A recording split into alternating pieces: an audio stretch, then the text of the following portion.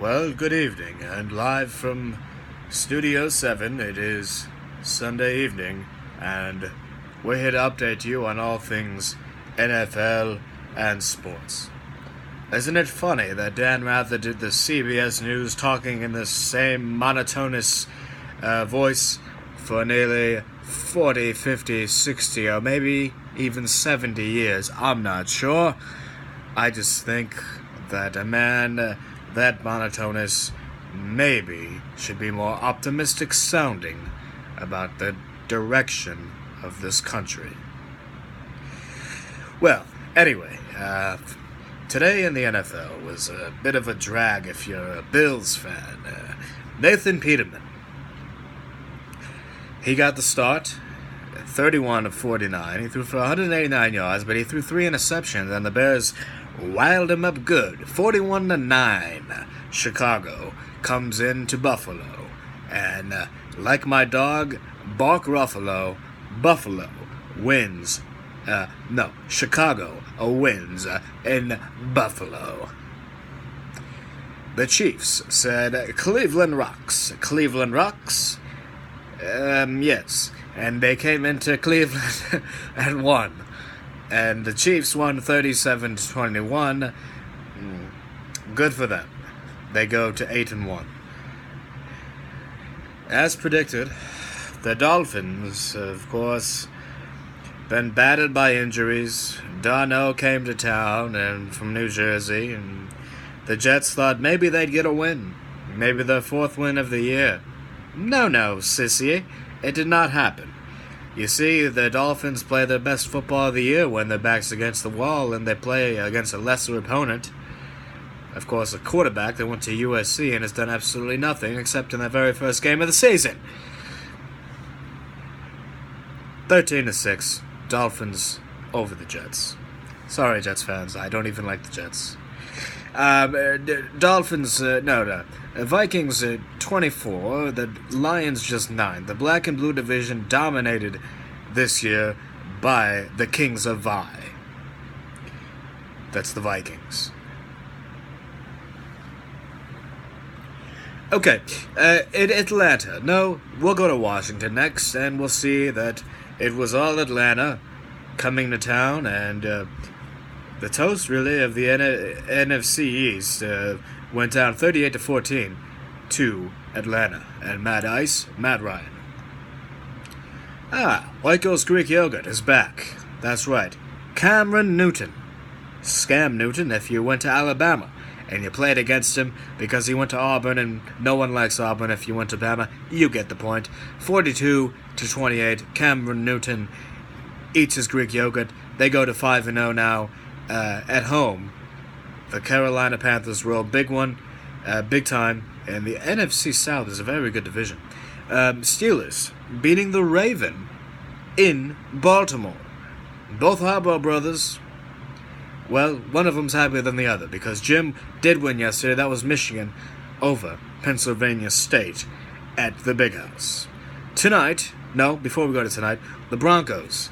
Case Keenum was 26 for 42 for 290 yards. He did throw for a touchdown. Philip Lindsay rushed for 60 yards and just 17 carries. DeAndre Hopkins, on the other side for Houston, provided 105 yards and receptions.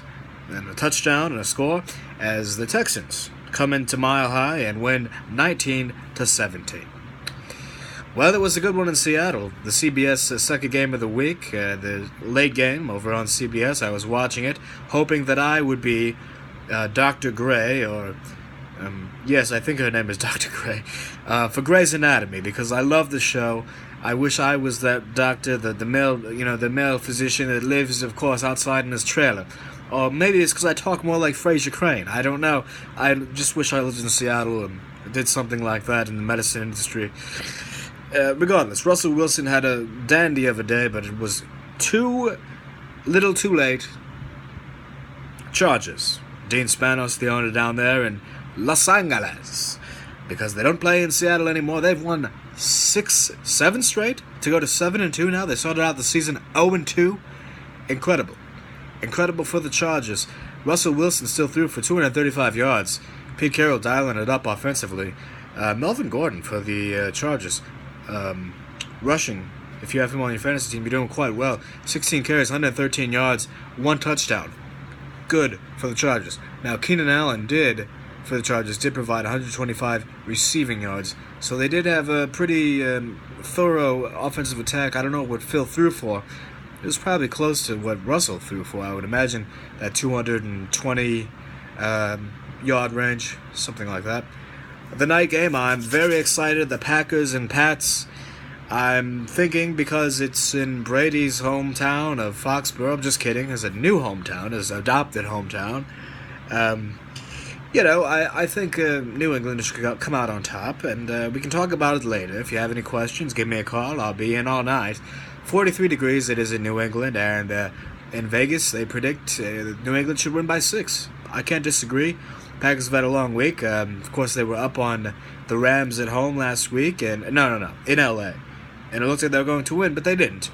The Rams came back and won, and Aaron Rodgers had some things to say, and it's just an uncharacteristic of Aaron's season for the Pack.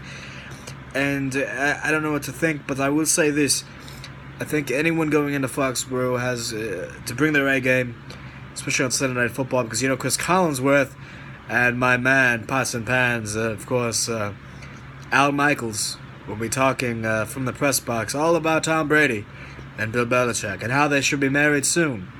I just hope I am invited to the wedding. Tomorrow night is a terrible Monday night game, and I hope no one watches it. It's Cowboys and Titans. Please, no one watch it. Boycott Monday Night Football. Hashtag BCMNF. That's Boycott Monday Night Football. The bye weeks, the teams on their bye, that is. It's the Jags, no one cares. The Cards, no one cares. The Eagles, Eagles, Eagles, they're looking pretty good. They might be the best team in the NFC right now. I'm not quite sure, though. The Rams are giving them a run for their money. G-Men, just god-awful, 1 win. And the Colts and Bengals, both not very good. So nobody cares about those teams. A lot of buys in the NFL. So, as we close out and go to Monday night, just a few quick notes. LSU put on a hell of a show last night. In the first quarter. And I think, unfortunately for anyone in college football this season, that's the only quarter that you have to put on a show. So if you're going to try to beat Bama, do it in the first quarter, because you're not going to beat them for 4 quarters. That's it for me. I'm done. Bama, give them the trophy already, okay? They're better than everybody else. Good night.